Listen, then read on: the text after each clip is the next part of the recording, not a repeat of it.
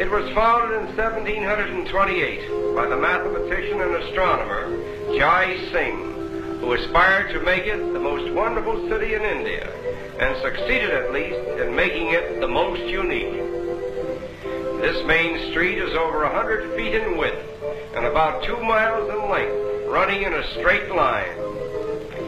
In addition to being purely oriental in its atmosphere, Jaipur is one of the cleanest and most prosperous cities in India. The buildings are all painted in one uniform color, a rose pink, which reflects a soft and fascinating light. The shops run along both sides of the street, each being a single cell in a continuous arcade. The roofs seem to provide a habitation for goats, and more particularly for monkeys, who skip about from window to window, helping themselves to anything and everything that suits their fancy. Perhaps there is no place in the world where birds and beasts live in closer proximity with mankind than they do here in Jaipur. The reason for this may be due to the fact that the Jain religion, a more orthodox branch of Hinduism which thrives here, prohibits the injuring or killing of anything that lives in flesh. The adherents of this religion, numbering about 1 million of India's population, would not so much as lift a finger to brush a fly or an insect from their baby's eyes. Moreover, the Jains actually support beast hospitals where old or lame animals are housed and fed. These little tick birds, however, are not so religious, for their diet consists of the ticks and insects which inhabit the skins of dumb beasts. It is remarkable to note how little fear the animals and birds seem to have of each other, or of the human life that moves about them.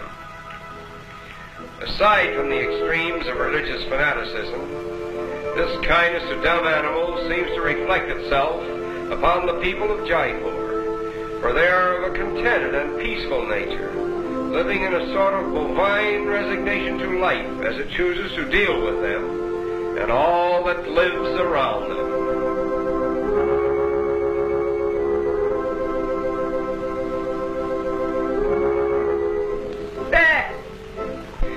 No one has been able to prove just where the proverbial Ark of Noah anchored with its cargo of animals, but if we may be permitted to venture our guess, we would say Jaipur. For nowhere else in the world have we seen so many different types of animals mingling so freely with mankind. This leopard has a little growl for us, but for his master, he has all the gentleness of a kitten.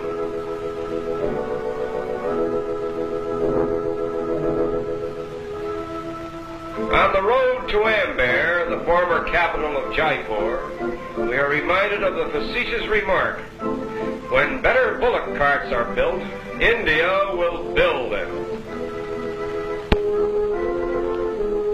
And now we arrive at the deserted city of Amber, where we will go for a ride on the Maharaja's elephant.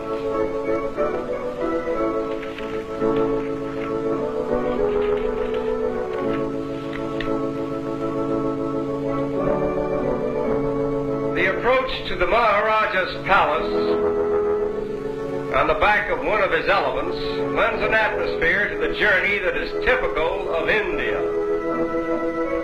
Our route takes us along one of the oldest roads in the world, leading from Jaipur through Amber and on to Delhi, a road over which has passed in sumptuous procession through centuries of time Mughal emperors, Maharajas, princes, dancing girls, and countless other phantoms of Oriental splendor, only to be supplanted in this day by groups of curious tourists from lands that were undiscovered when Amber was at the zenith of its power and glory. After a short journey, we come within view of Amber Palace, built about 400 years ago and abandoned in 1728, when the whole court of the Maharaja moved to Jaipur. There are several of these deserted palaces throughout India, which were built at enormous cost and and then suddenly abandoned by the whim of an extravagant ruler who apparently enjoyed the thrill of building new palaces and new cities. The silence and repose of Amber is now emphasized by the wild peacocks, which are prone to inhabit the abandoned habitats of men. The grounds of the palace also provide a haunt for wild monkeys.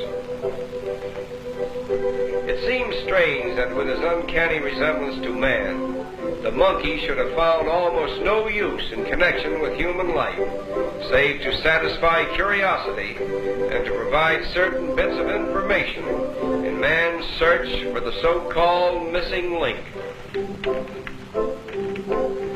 Look closely and you will see an occasional baby monkey clinging to its mother.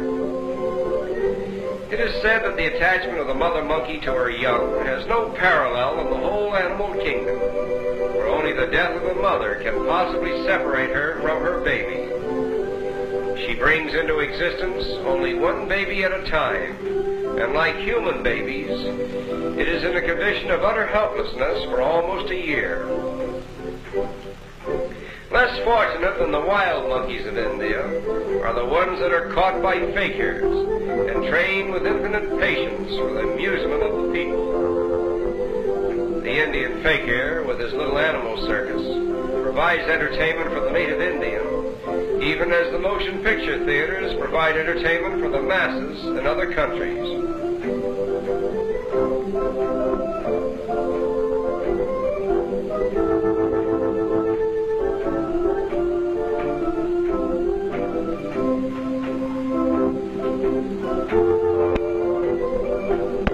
Attention!